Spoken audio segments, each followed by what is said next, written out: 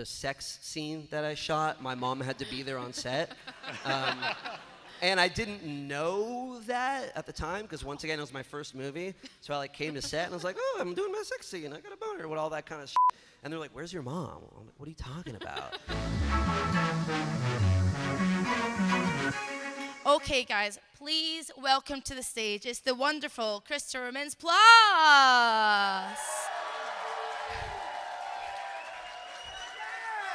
Come on, you guys. Chicago! What really inspired you to be an actor growing up? Oh, my journey has been very strange. I had done theater from a young age in elementary school, middle school, high school, but I didn't know I was going to be a professional actor until my friend got an open audition call for Superbad. That was the first thing. All right, I wasn't sure if you guys had seen it. That was the first thing I ever auditioned for, the first movie I ever did. And I just kind of went in. I didn't think I was going to get it. I got called back. I expected to just kind of go to college and go to, acting school out there. But then I went and did my third callback with Jonah and Mike and Bill and all the guys. And apparently I was really good in there, and so much that Jonah hated me. I don't know if you guys heard this story. Jonah Hill hated me so much after my audition. I walked out. I get it. I was 17. I was not a professional actor. I kind of went in. I was in high school, and we're playing high school kids. So, like, Jonah's roasting me.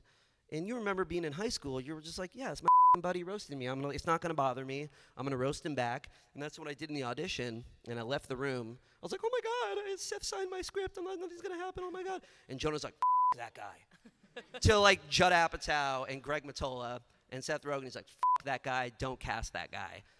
And they all said, we got to cast that guy. And so, genuinely, I think him hating me, like, really helped me book that part.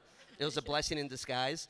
He didn't like me for quite a while, I would say, during shooting a little bit, but we kind of mend defense. During the pandemic, he DM'd me, and he's like, I'm sorry for being a dick in the audition. I should have big bro'd you. It was like a really sweet message he sent me, and everything's great. I love that guy. I imagine that McLovin followed you around for quite a while. Did you mind that, or did you just embrace it all and think, whatever, this is great? Definitely, when it happened, it was really intense. Because like I said, Superbad was my first movie. I was 18 when it came out. One day, I was just a kid smoking weed with his friends. Literally the day after, in a Habit, it came out on a Friday, Saturday at a Habit Burger we have in LA, someone just goes, McLovin, the day after, and I was just a regular high school kid. I was like, whoa, this is interesting, this is weird. And for a few years, it got really intense. It was intense because I was the same age as these people, and I would go to bars and parties, and they felt like they knew me, and they would grab me, and they'd put their phone in my face, and it was like really aggressive. And I was trying to be an actor. I'm like, I'm more than that. I did Kick-Ass. I did Role Models, all these things. But the older I get, the more of a blessing I see it is. Like, I wouldn't be here with you guys right now if it wasn't for that movie. I wouldn't have done anything if it wasn't for that role. And I get to, like, come here and meet people who are like, oh, man, like, I went and saw Superbad when I was 17 at a packed theater, and it was the best experience. It was, like, my high school era. And so it's, like, a really beautiful thing. And people can be in movies that other people forget about, and I'm very lucky to be in a movie that people love, I think part of getting emotional. Can we do it? Can we do a hell yeah? Should we do a, that was really nice, Chris. We respect and love you. Oh, man. I love it. I feel like part of what you're describing, though, is maybe just getting older and thinking, I don't give a crap, I'm tired. Yeah, I mean, listen, there are times, don't get me wrong, where someone screaming McLovin at me is obnoxious. And the most intense times, the weirdest times are in professional settings. Because I get it, walking down the street, people be like, you're McLovin. I'm like, yeah, I was in the movie, my name's Chris. But I did an interview on, like, ESPN with this guy, Dan Le Batard. And I, like, went on, I'm like, this is a professional guy. He's got my name on the sheet. And he called me McLovin, like, 5 times in the interview. And I'm like, dude, my name's, like, literally right in front of you. And I had to call him out, like. So that can get a little obnoxious. And on a bad day, if someone, like, grabs me and says it. But overall, it's a blessing. All right, what is your question, my man? American actors, like, try to end up building a brand of, you can count on me to do this role, and therefore I can be marketable. Whereas you see other countries actually forcing actors to, have a range. And I don't know if there are two different roles between, Superbad and Kick-Ass 2 that you can do with your physical form being what it is, like that they can be any different. How do you make sure you maintain the talent to do that type of range rather than, and can actually, become a character actor like, say, Gary Oldman, rather than, okay, I'm Van Damme, I'm doing exactly this every single movie? I'm honored that you put me and Gary Oldman in the same conversation because everyone was like, I don't think so. That's a very thoughtful question. I will say that the best piece of advice I got from Seth Rogen after Superbad was do not do another high school movie and do not play like a high school nerd again. And so I really took that to heart because after Superbad, like I said, I was like, oh my God, I'm getting offers and people want to work with me. And he was just like, do not touch that, like go into different avenues and different worlds. So I took that to heart, and I'm just trying to do things that, excite me and keep me going creatively. Thank you. Thanks, Thank man. you It's for a your great question. Okay, let's go over here, right into the mic so we can hear you. Your Hey, name, what's up, Chris? How you doing, man? you name and doing? question. I think you signed my the 50th McLovin Funko for me, so thanks, dude. Hell yeah, Appreciate yeah. it. I got to get one of those. Yeah. So out of all your movies, what would you say is your favorite right now, dude? Like you've done? Favorite that I've worked on or that I like to watch, or both? Both. I want to say, man, my favorite to watch. Obviously like Superbad is the best thing I've done, and I know that. My favorite thing to watch is Neighbors because I'm Scooty. not in it a lot, which is Scooty, nice. dude. I don't like watching. What's that? Scooney. Scooty, baby, with the huge dick. Yeah. Yeah. Yeah. But it's great because I'm like in 20 minutes of it, so I don't have to stare at myself, and it's hilarious, so I can laugh at it.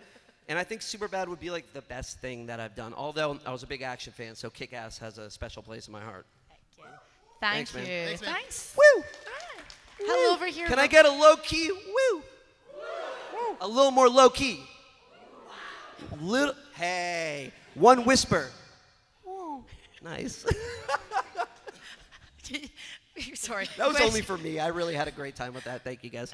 Name and question right into the mic, please. Hi, my name's Kristen, and I was just wondering, what's like the craziest thing you filmed during Superbad, like out of all the scenes you did? Yeah, the craziest thing that I filmed. The weirdest moment was I was 17, so the sex scene that I shot, my mom had to be there on set. And I didn't know that at the time because once again, it was my first movie. So I like came to set and I was like, oh, I'm doing my sex scene. I got a boner with all that kind of and they're like, where's your mom? I'm like, what are you talking about? And she had to drive all the way from the valley and we had to halt production for like an hour and a half. And she came to set and she had a delight, man. She was eating popcorn, talking to the producers, watching me have fake sex. It was absurd. Absurd. But it made watching the movie a lot easier with her. So. Thank you very Thank you. much. Thank Now I need her in the room every time I do it. Hello there. What's your name? Right into the mic. That was Name and f***ed up. question. Hi, I had a question. What was your experience like doing the movie Kick-Ass? I mean, you were probably the best supervillain I've ever seen in that movie, and so it looked really fun. That's just not true. You compare me to Gary Oldman, and you're saying I'm the best supervillain of all time? You seen Thanos, man? Red Mist couldn't do shit. That was a very, very exciting project for me to work on because I did Superbad when I was 17, and then I went into Role Models, which shot in L.A., and so I did Kick-Ass when I turned 20. God, I feel old. But it was like the legal drinking age in London is where we shot, is 18. So I was like, I'm getting the out of my parents' house. I'm getting my own apartment in London. And I was just like enjoying Jack and Cokes every night and making the movie, whatever, not important. The movie comes secondary. But it was a very, very special time for me to kind of like escape the nest, and kind of grow as a human. It was great. Thank you. Thank Hello you. there. What's your name and question? Hi, my name's Richard. So outside of your works of like Superbad and Kick-Ass, which are awesome, awesome movies, my cousin and I all the time quote your Trapaholics stuff from YouTube all the time on Yeah. the golf course. Do people know what he's talking about? It's one of the greatest YouTube videos that I've watched, to be honest. Can I get it? Damn, son, where'd you find this? Damn, son. How did that come about? Because it's hilarious. Dude, I love that. It's such a crazy thing. I was friends with this guy, still am, Kyle Kaplan, and he was just making fun comedy sketches 12 years ago. And he's like, I have a really funny idea. You're a skinny, scrawny white guy. What if we pretend you're the guy behind these Trapaholic sounds? I'm like, sure, whatever. Let's go. Let's do it. Let's have a good time. And we made it, and that goes viral like 3 times a year. Still, like I get it goes like Superbad, Kick-Ass, and neck Trapaholics or Pitch Perfect. Like it's surreal to me that a little YouTube video really connected with these people. But it was just a dumb comedy sketch we did 12 years ago. Awesome. Thank Thank you you. so much. Thank you. That's a great, yeah, I love that thing. Thank you. Give him applause, guys. Come on. Give him a hell yeah. That's good. Did that feel good? Hi good. there, my friend. What's your name and question? Hello, my name is Eric. So I'm wondering, in the movie Kick-Ass, did you like your character development in terms of what kind of villain you became? And if not, would you like to have seen your character go a different route? Good question. I mean, I guess there's a part of me that's like, why couldn't he have been more badass? Why couldn't he have like had a weapon or like beat the shit out of people? But his whole thing was just being the son of a rich dad. But I loved his turn. I loved his kind of, I don't know if you guys have seen it, but like the moment where he meets Hit Girl in Big Daddy and he shoots Hit Girl in the chest and he has like that big, kind of turn. I thought it was really exciting. It was a nice twist. And in Kick-Ass 2, the lesser of the Kick-Asses, he got to kind of around and mess around a little bit more. So that was really cool. Awesome. Thank you. Thank you.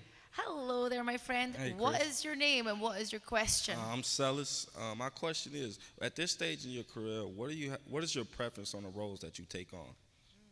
Yeah, good question. Well, I've been trying lately to work with friends a lot more and develop things. The last few years, I've developed scripts that I've taken out and TV shows, and I've been trying to pitch. Sadly, nothing has sold at the moment, but it's been really fulfilling to kind of build things from the ground up. And the industry for me right now is in a little tricky spot. The auditions are a little slow, so I haven't found the next role yet. But developing and creating things from the ground floor is really exciting right now. All right, thank you. Thank you. Hello. Thank you very much. Hello there, my friend. Hello. What's your name and question? It's the human spider. Let's go. I just wanted to say thank you for all the films you've done. Neighbors. Okay, Superbad's one of my all-time favorite comedies. Thanks, man. Augie and frickin' Role Models, dude. I love that movie. I have those DVDs in my room, so just thank Hell you. yeah, bring them tomorrow and I'll sign them, dude. Thank Let's you. go. Thank you. I appreciate it. That was very nice of you. Thank you, man. That's Jonah. awesome. I'm down with that. Less questions and more just compliments my way. That's pretty chill for me up here, I got to be honest with you. I'll be here tomorrow. Right. I'll be here tomorrow if I didn't push you away with this Q&A because I feel like I'm psychotic. I've been signing autographs for 8 hours. Please come by and say hello. It's been a blast to be here. Thank you, guys. Guys, it's been a pleasure. Please give us a hell yeah for Christopher Mintz-Plasse.